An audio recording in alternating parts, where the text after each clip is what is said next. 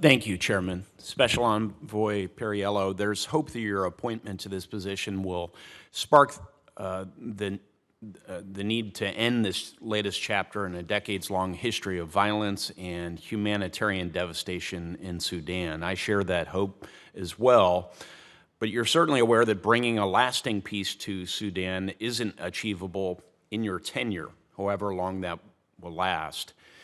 In that vein, I'd welcome your big picture perspective on what's achievable in a special envoy role beyond the obvious cessation of hostilities.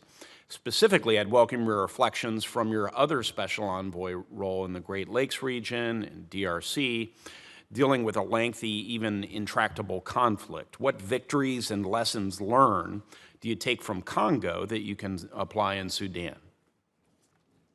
Thank you very much for the question and for the interest. It is true that we have been on a mad sprint the last 3 months. I hope the bags under my eyes can be testimony to how seriously we're taking the urgency of the talks.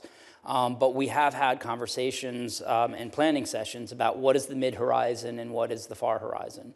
And how do we ensure that across our government, and I think this includes across branches of government, we are prepared to make sure that we are not only ready for failure, i.e. if this gets worse, what do we need to be thinking about by summer in terms of peacekeeping forces or other questions if we're at a fully factionalized war and famine, but also are we prepared for success?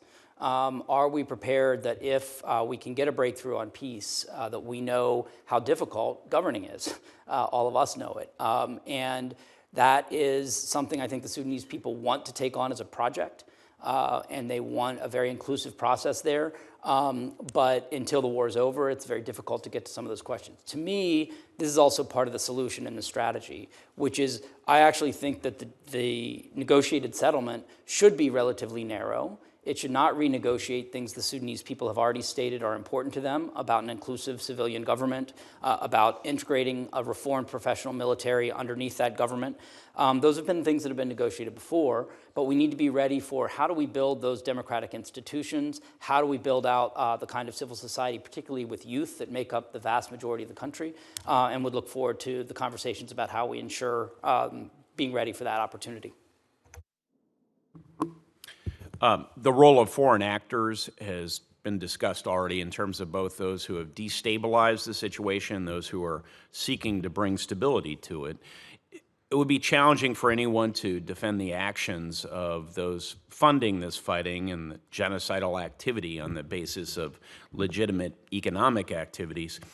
I'd like for you to clarify for the public unclassified record which countries are working as stabilizer and which are working as destabilizers in Sudan at this moment. So I realize I didn't answer your Congo part of the question, but let me answer this so it doesn't look like I'm dodging that and can come up to the Congo question or whichever preference of sequence. Yeah, go ahead. Okay. Synthesize them if you like, but please do get to the question about stabilizers and destabilizers. Sure.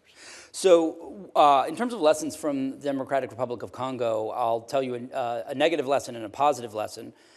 I have said that this conflict is starting to look too much like the DRC in the 90s in the sense that you have many ethnic populations inside Sudan that also overlap with populations in neighboring countries. And it's quite easy as this conflict becomes more ethnic and polarized in nature that it's harder and harder for neighboring countries not to be pulled in either directly into the fighting or facing destabilizing elements in their own country. So I think one lesson is that we need to end this before we get to a point where we are into not a two-sided war, but something that could become a 7, 8, 9-sided war. And related to that, I think it's going to be very important that we have a medium-term future for those who are currently fighting.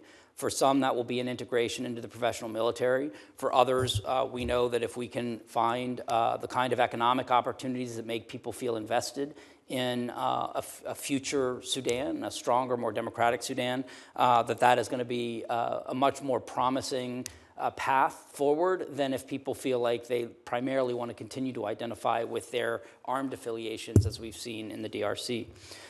In this case, I think we've seen many of the countries across Africa, from Kenya up to Egypt, be very constructive in reinforcing the importance of ending the war. Those that share a border with the country, I think, have been able to communicate, not just to each other, but to Gulf actors and others, that this war could consume everybody. So in addition, again, to the kind of humanitarian and human rights arguments we've made about the need to stop this war, I think there's been a very strong realpolitik, pro-stability argument that has come from many of the actors. Yeah. I think we're seeing the African Union and IGAD play a very constructive role in trying to ensure that there is the proper multilateral and African leadership on calling for that.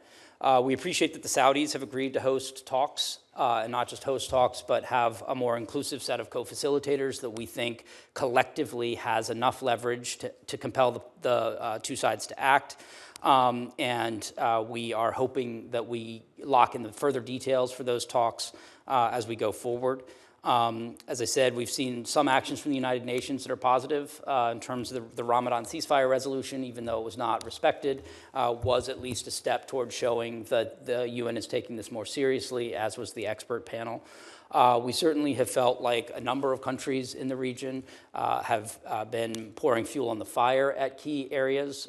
Certainly there's been documentation in terms of the UAE's role, but also the question about Iran and open source reporting in other areas. And we think that it's very important that people understand this not as an opportunity to try to drive wedges and fissures, but to try to be part of a peace process. You mentioned the UAE. What is motivating their interest in this situation?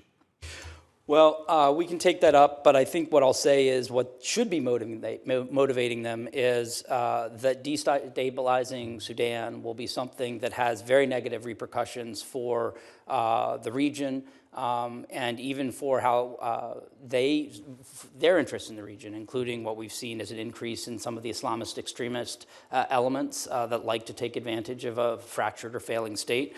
And we think it's important to understand that there will be growing consequences for the atrocities of the RSF and those who have been connected to them.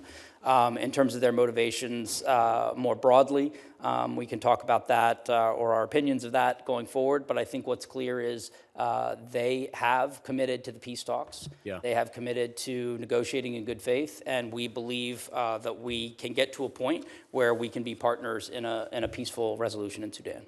You don't want to offer an assessment of their motivation today? I would say beyond the fact that we understand that everyone in the region has interests in the stability of the port and the economic development of the country. I think people probably have different versions of how that motivates them.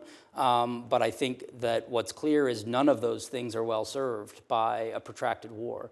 And therefore, we need to make sure, and I think this is getting through to a number of key actors, that everybody can benefit from a stable Sudan and nobody gains other than the extremists from it falling apart. Thank you very much for your work and to members of your team, Mr. Perriello.